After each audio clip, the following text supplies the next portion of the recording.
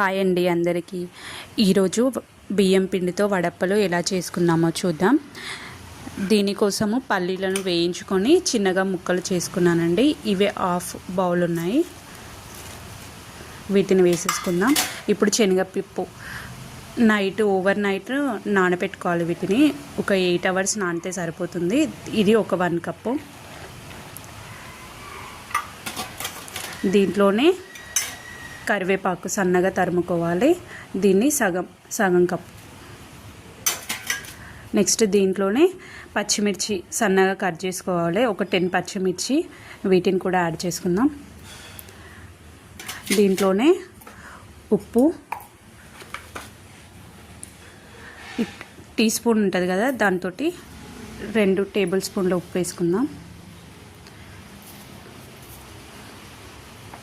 ఇంకొకటి 3 మొత్తం 3 spoons. Next అల్లం వెల్లుల్లి పేస్ట్ 2 టీ స్పూన్లు వేసుకుందాం. ఇందులోనే కారము ఒక 3 స్పూన్లు.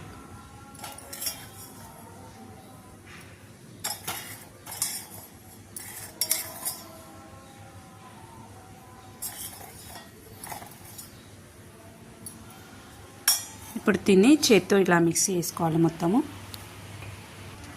ఇలా మొత్తం మిక్సీ చేసుకున్న తర్వాత ఈ పిండిని గోరువెచ్చని నీటితో ఒక ముద్దలాగా చేసుకుందాం.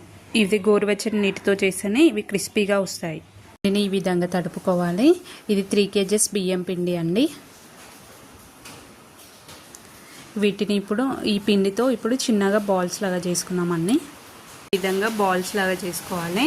ఇప్పుడు రోటీ ప్రెస్సర్ ఉంటుంది కదా, రోటీ ప్రెస్సర్కి ఒక కవర్ వేసుకొని దానికి 2 sides ఆయిల్ రాసుకోవాలి.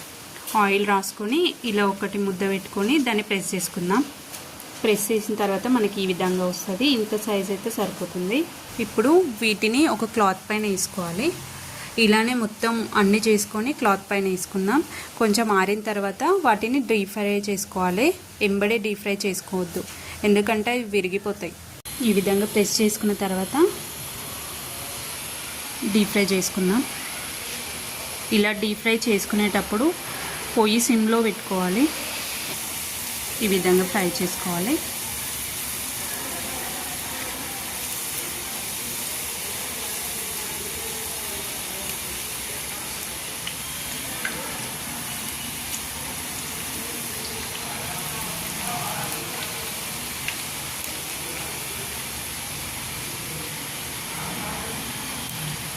గోల్డెన్ కలర్ వచ్చేంత వరకు ఫ్రై చేసుకోవాలి. వీటిని తీసేసుకుందాం. ఇప్పుడు గోల్డెన్ కలర్ అయ్యాయి.